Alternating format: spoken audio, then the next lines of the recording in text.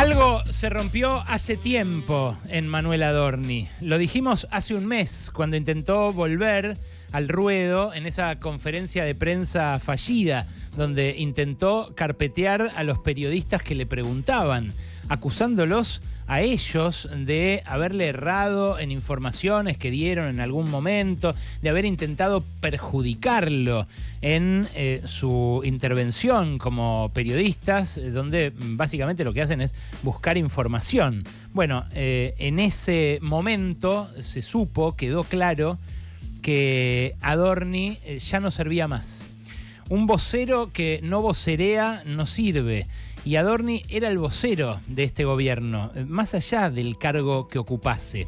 Fue el vocero del presidente durante el primer año y piquito de gestión, los primeros 2 años de gestión, y después pasó a ser jefe de gabinete, pero ser vocero es mucho más que ocupar un cargo. Ser vocero es ser la cara, ser la expresión, ser la referencia, a quien reconocen en la calle o en general en el país como la persona que representa a una gestión o a una determinada forma de pensar o de actuar.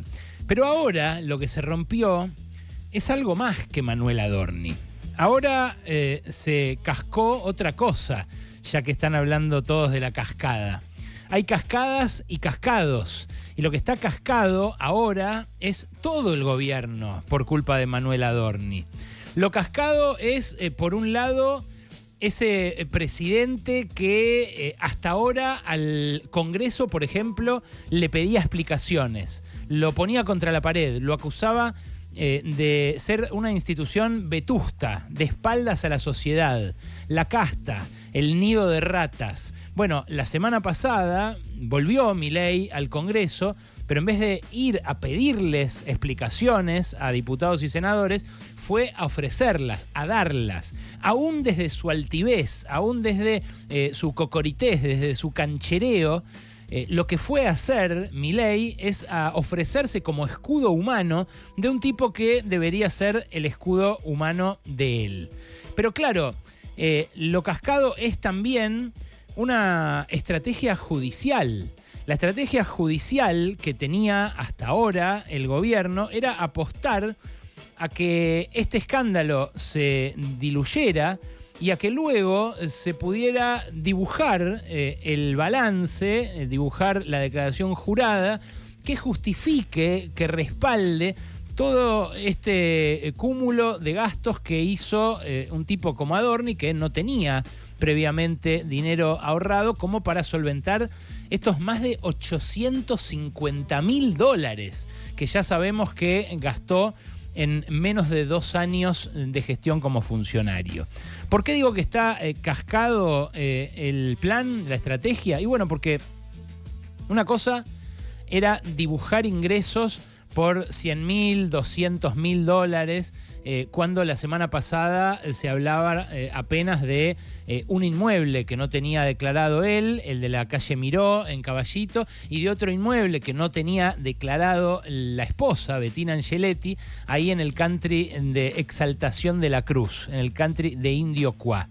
Pero ahora, sumado todo, da ese monto cercano al $1.000.000, porque nos enteramos en apenas una semana de otro viaje más, el viaje al Hotel Yao Yao por más de 9 millones de pesos que nadie pagó, que se fue sin pagar siquiera en sus gastos personales del hotel y que alguien desde una cuenta misteriosa saldó a los 3 meses, porque ese viaje se suma al de Aruba, también ya documentado en la causa, se suma al de Estados Unidos, que en parte pagó con la nuestra porque la subió a la esposa al avión presidencial, pero en parte también pagó con la suya porque para volver se sacó 2 pasajes en primera, además de los 2 que se había sacado para ir y que terminó no usando porque la subió al avión presidencial. Porque a eso le agregaron el Jeep Renegade que compró, también unas 30 lucas verdes, para lo cual no vendió su auto anterior. Porque a eso se suma la hipoteca que le hizo al departamento de Asamblea para refaccionar el de Miró, y porque ahora se suman los $245.000 en efectivo que el contratista Matías Tabar dijo ayer que le pagaron taca taca con la crocante, la viva, el Barrani, en ese mismo country de Exaltación de la Cruz. Claro, ya un palo o un monto cercano a un palo no lo dibujás. Es imposible, por más creatividad contable que tengan alrededor de Adorni, por más los boludos que se hagan en la justicia o en la FIP, que en la FIP no me extrañaría que se hagan los boludos si el titular de la FIP tiene 3 departamentos sin declarar en Miami. Bueno, nada de lo que puedan hacer para ayudarlo lo puede hacer zafar de un procesamiento por enriquecimiento ilícito. Y además ayer lo que se da, y que nosotros contamos en tiempo real, es el apriete a este contratista. Un contratista que en un principio, además, intentaron enlodar desde los despachos aledaños al de Manuel Adorni. Adorni, que necesitaría 27 años de su sueldo como vocero para gastar lo que gastó en 2, echó a correr la versión de que este tipo era opositor, de que como llegó al tribunal de Comodoro Pi, al juzgado del juez Lijo, con una mochilita del gobierno de la ciudad, podía ser simpatizante de el PRO, podía ser de un partido que no fuera estrictamente cercano a la Libertad Avanza, como si el PRO no lo fuera. Pero claro, Matías Tabar es más libertario, más ultraderechista que pegarle a los jubilados los miércoles.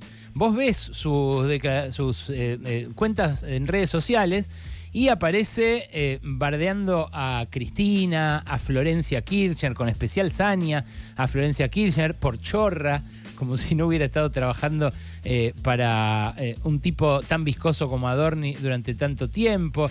Tiene mensajes en contra de Roberto Baradel, de los Moyano. Bueno, la típica cuenta en redes sociales de un gorila, de un tipo que compra absolutamente todo lo que venden los medios en contra del peronismo, del sindicalismo, de todo nexo de solidaridad que se pueda tener entre trabajadores. No solo antiperonista, gorila en el sentido estricto.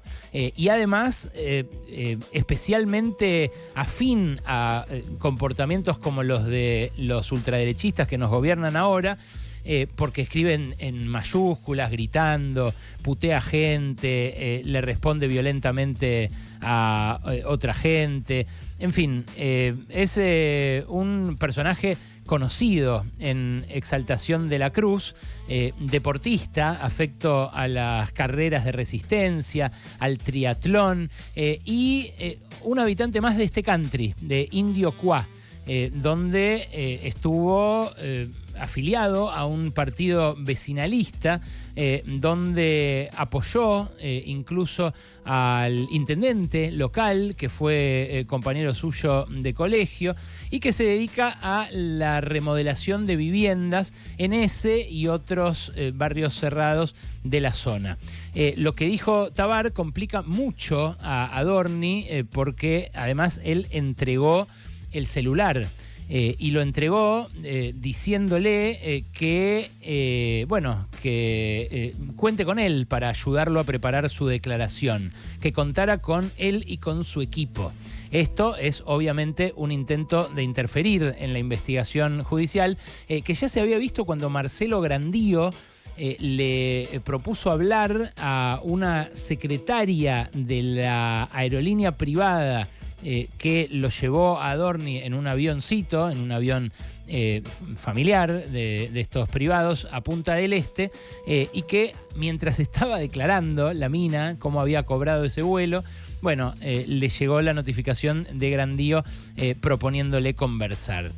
Claro, se le cascó todo a Adorni, se le cascó la estrategia judicial, se le cascó su propio rol y se le cascó su imagen pública, porque acaba de salir hace un ratito un informe de la consultora Ad Hoc que mide las menciones que tuvo en las redes sociales. Y la verdad que ayer lunes a Adorni le volvió a picar la oreja seguramente, porque estuvo en boca de todos. Fíjate lo que es el gráfico que presenta la consultora Ad-Hoc, donde se muestran los picos de conversación digital en torno al jefe de gabinete en estos últimos 2 meses. El primer pico es con la palabra deslomarse. Ahí por el 10-12 de marzo aparece la palabra como un viral en todas las redes.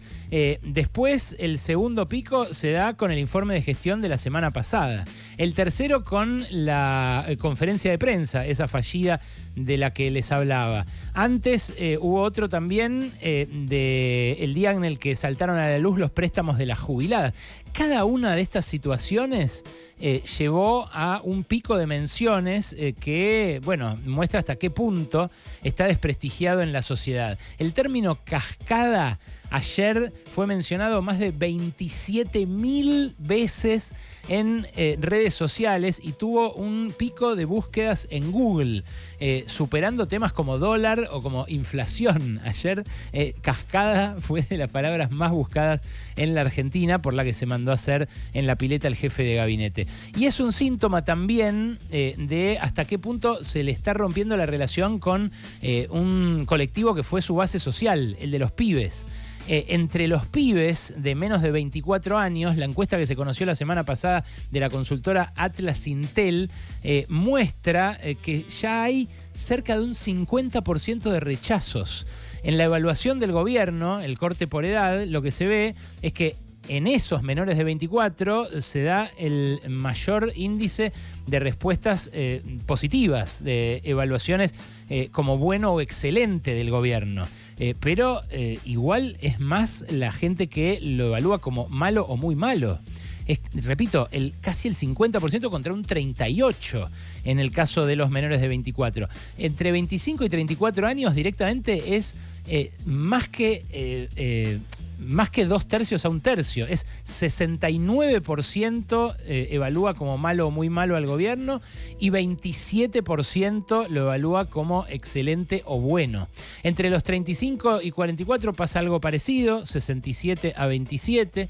Y entre los mayores de 45 se da un 53,5% de respuestas negativas y un 34% de positivas. El peligro para Milei es que su gobierno se convierta en un gobierno de ricos y para ricos. ¿Por qué? Y bueno, porque cuando uno mira este mismo corte, pero por nivel de ingresos, lo que descubre es que ese fenómeno que se veía en La Libertad Avanza, el ajuste votado por las clases bajas, el famoso recorte popular o capitalismo popular de mercado, como le gustaba decir a Margaret Thatcher y a los teóricos falopa que tenía esta ultraderecha revoloteando alrededor al principio de su gestión. Bueno, lo que se ve es que se hizo trizas, se cascó eso también. Fíjate, entre los que ganan menos de 630.000 pesos, el que evalúa como malo o muy malo al gobierno es el 77% de la población. Solo el 16% lo evalúa como excelente o bueno. Entre el palo y medio de ingresos tenés 59% en contra y 32% a favor. Y solamente entre los que ganan más de 3 palos, repito, fuente Atlas Intel, se da un 48% de apoyos y un 39% de rechazos. O sea, en el único segmento en el cual le va mejor en términos netos, le va más positivamente que negativamente, es en el de los de más altos ingresos. Y claro, no hace falta que yo te diga cuál es el estrato más populoso, ¿no? Dónde hay más gente que vota. Es lo mismo que cuando uno mira las provincias que crecen, Neuquén o Río Negro, que juntas suman el 3% del electorado, y las provincias que sufren el recorte, el ajuste, la motosierra, suman el 60%, si contamos Buenos Aires, Córdoba, Santa Fe y la ciudad de Buenos Aires. Es un momento muy difícil que está haciéndose más difícil por la tosudez de sostener a un jefe de gabinete que claramente se enriqueció en el cargo de manera muy turbia y que abre además cada vez más interrogantes peligrosos en torno a esta gestión, como por ejemplo el interrogante de si no hubo sobresueldos sistemáticos para los funcionarios, no solo con guita de la CIDE, sino también eventualmente con guita de otros pozos negros de financiamiento como la Fundación Faro, una fundación que alimentaron muchos de los empresarios que hoy se están quedando con empresas estratégicas en el ciclo de privatizaciones que lleva adelante Luis Caputo y que, pusieron guita sin control ahí, que tranquilamente puede haber ido a engordar los bolsillos de Adorni en negro y a que le paguen por la cascada al contratista Matías Tabar con esa guita en efectivo, Barrani y sobre todo sin declarar. Pasaron cosas. De 14 a 17. Con Alejandro Berkovich. Donde estés.